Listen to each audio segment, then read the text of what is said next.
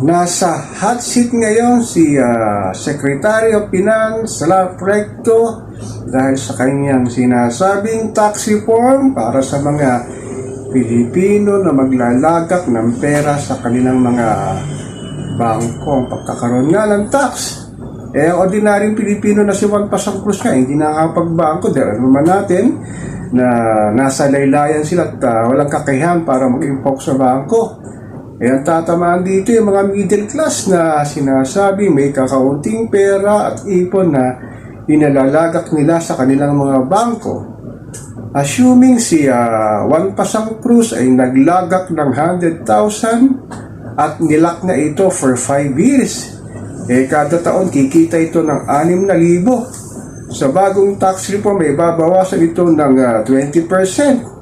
So 6,000 ay babawasan na 1,200 at ibibigay nga ang tax na ito sa kaban ng bayan.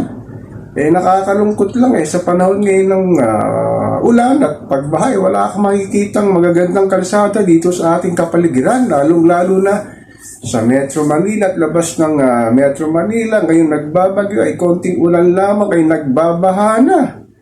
Tapos wala kang makikitang magandang ibinigay na tax na nanggagaling sa pondo ng taong bayan na magkakaroon ng libreng pag-ospital sa mga mamayang Pilipino na nagkakasakit. Ni isa sa mga senador na tumakbo na nakarang halalan wala nagsabi na pag kayo ay nagkasakit ay libre na ang pagpapa-ospital.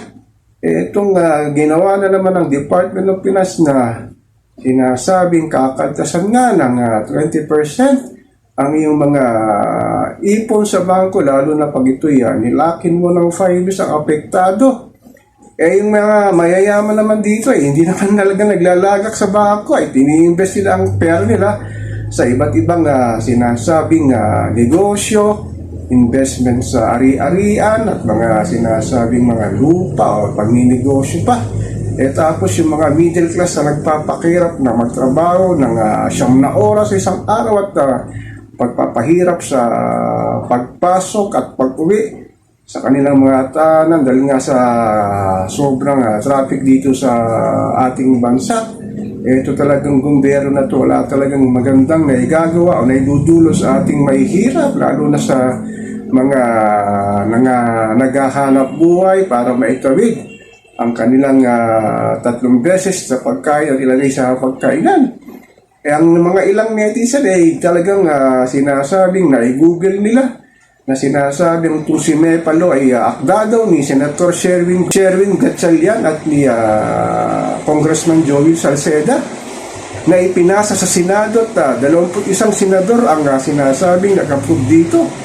Grabe itong mga politiko na ito, palibasa hindi sila apektado sa pagtaas ng presyo ng bilihin dahil ang kanilang naglalaki ang pork barrel walang tax Tapos ipinapasa sa ating mamamayang Pilipino itong pahirap na sinasabing hindi na. Ayaw na nila dito sa Pilipinas maglagak ng kanilang pera.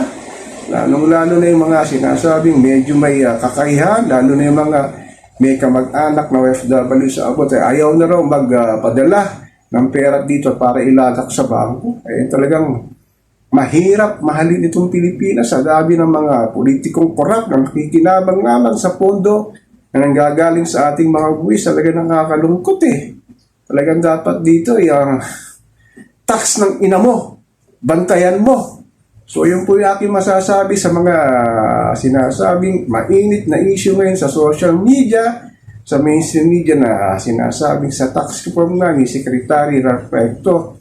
So ako po si Papa Ken, patuloy po akong magmimirror, magmamatyag dito sa pang-araw-araw nating buhay at kaganapan dito sa ating mahal na inang bayan.